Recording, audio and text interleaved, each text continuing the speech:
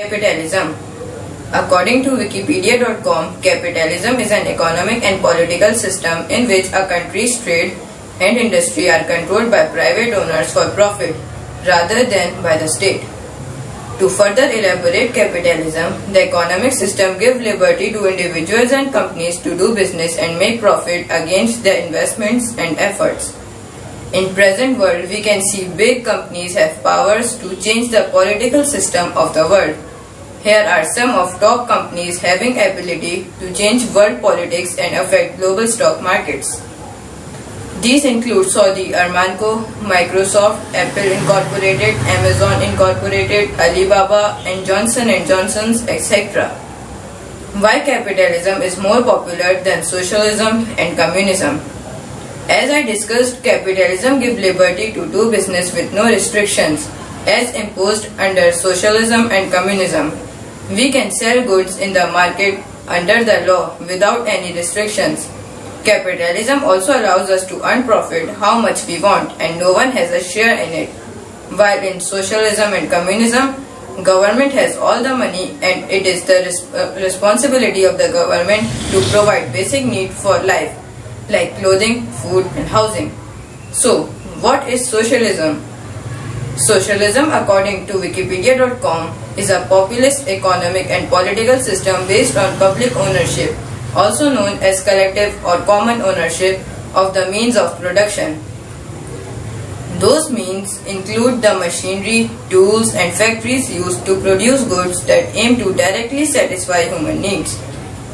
So you would be thinking that what could be communism? I will tell you.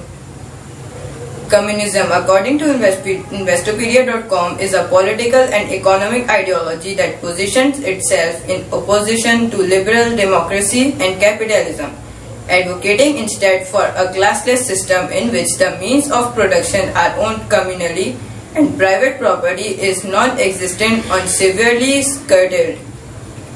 Role of capitalism in Industrial Revolution.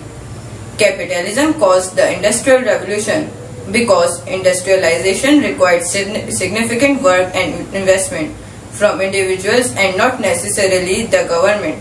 This investment from individuals whose actions were guided by the profit motive would not have been possible without capitalism. Furthermore, as the Industrial Revolution began, the individualistic principles of capitalism helped create a climate where industrialization exploded and eventually spread worldwide. Capitalism gave rise to a new social class known as middle class. Capitalism in Industrial Revolution and Victorian Era. Capitalism gave rise to two new social classes. One was of the factory owners who employed the workers for their work, and one class was of poor people who were paid daily wages for work. The factory owners basically controlled the capital or money, hence they were known as capitalists. The capitalists controlled the sale of goods and their main aim was to make maximum profits. Capitalism gained strength in the 19th century AD, largely due to the Industrial Revolution. So now I will tell you about capitalism in Victorian Era. July 25, 1837, the first electric telegraph was sent between English inventor William Fothergill Cooke and scientist Charles Wheatstone, who went on to found the Electric Telegraph Company. September 17, 1838, the first modern railroad line, the London-Birmingham Railway, opens, starting the steam-powered railway boom and revolutioning travel. Capitalism in Victorian literature. Capitalism propelled Britain's wealth and prosperity and gave people, especially the middle class, so many new opportunities.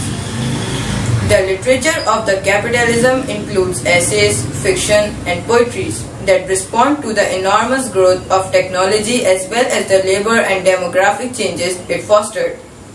Fanny Campbell, a well-known writer in the 1800s, saw the progress as positive and supports industrialization.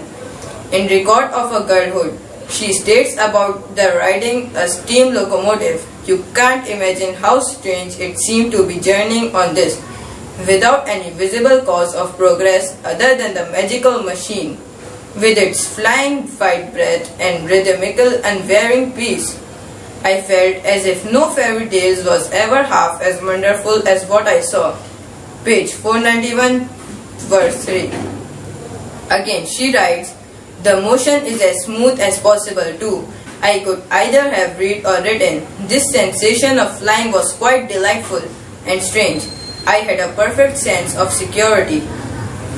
This vast improvement must have created such fervor in England. Another author, Thomas Macaulay, attributes these improvements in the economic benefits of industrialization. In Review of Southley's Colloquies, he writes, history is full of the signs of natural progress of society.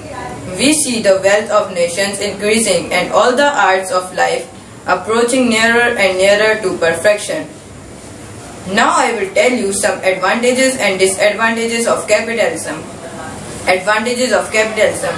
Center of economic life shifted from villages to cities and towns where factories were situated. Men became free to develop their capabilities in areas other than farming. Better transportations, communications and mechanized goods made life comfortable for people.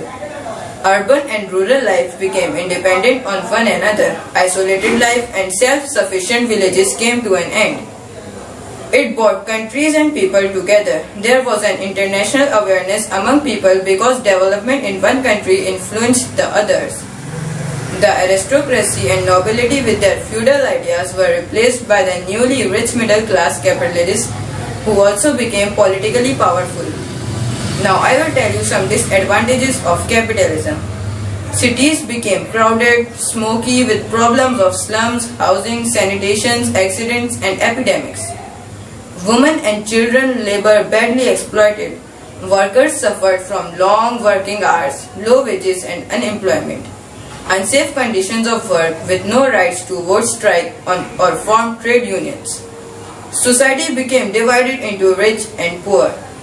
It led to wars of imperialism and colonization.